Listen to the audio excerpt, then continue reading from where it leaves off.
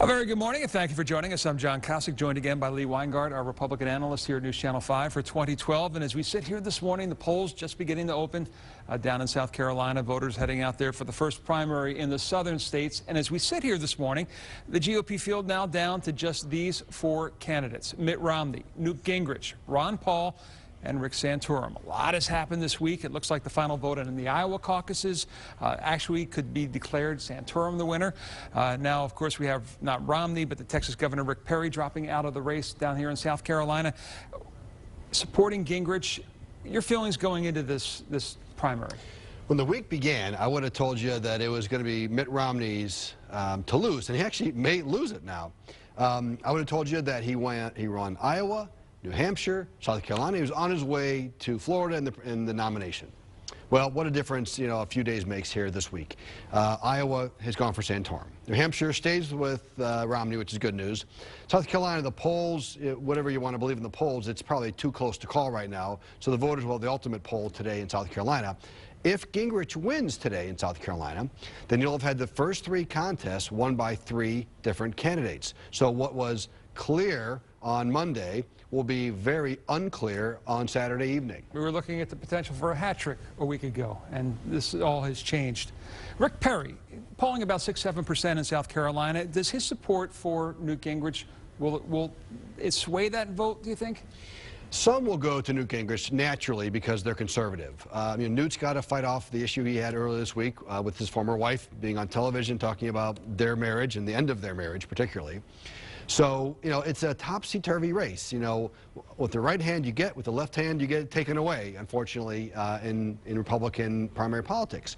So I think he'll get some of the vote, but I suspect they'll also go to Rick Santorum. They're not going to follow Rick Perry's suggestion, I don't think. They weren't that committed to him in the first place, I'm guessing.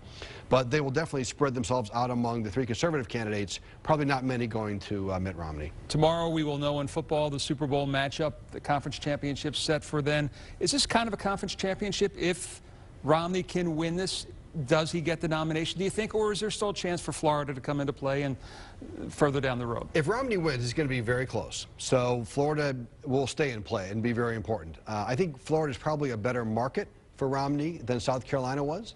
It's not as evangelical, not as conservative. So he ought to lick his wounds coming out of today and get down to Florida as fast as he can and try and make up some ground there. If he loses South Carolina tonight, then it's anybody's guess. This very clear race becomes very muddled quickly. All right, we want to switch gears now. A look ahead to Ohio's primary set for March 6th. The nominee is likely decided by then, and Governor Romney now the favorite among Ohio voters with the nominee with about 27% of the vote. Rick Santorum's got about 18%. Gingrich is down to 17%. That's off from his 36% that he enjoyed back in December.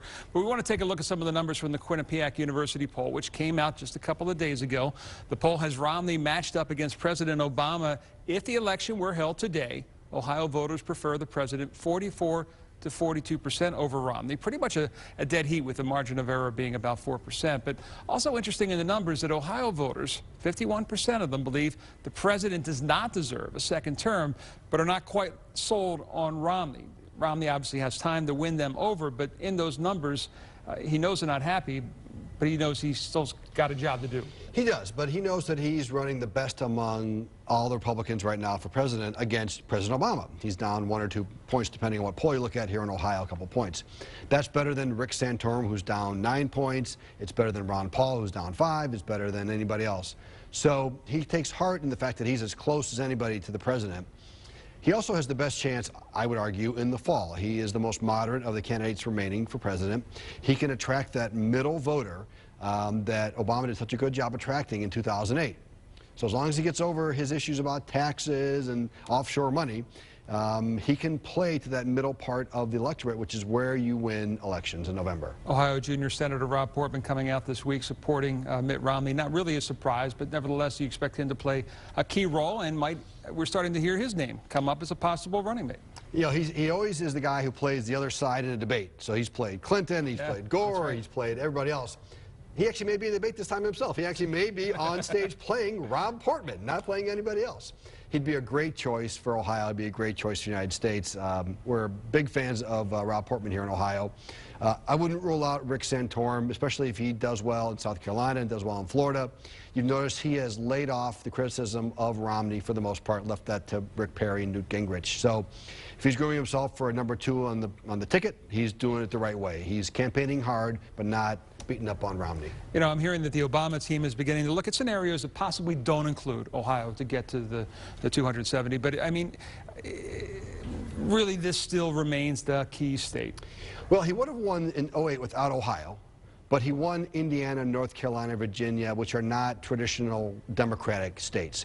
So if you assume that Indiana, North Carolina, and Virginia go back where they belong, which is the Republican column, Ohio is clearly the most important state for Obama to win. And the margin of victory here in Cuyahoga County was his margin of victory almost equally in the state. So you can expect a lot of visits, I imagine. No question. He's been here a lot lately. He'll be here a lot more. All right, Lee Weingart, our Republican analyst for 2012. Thank you very much for joining us.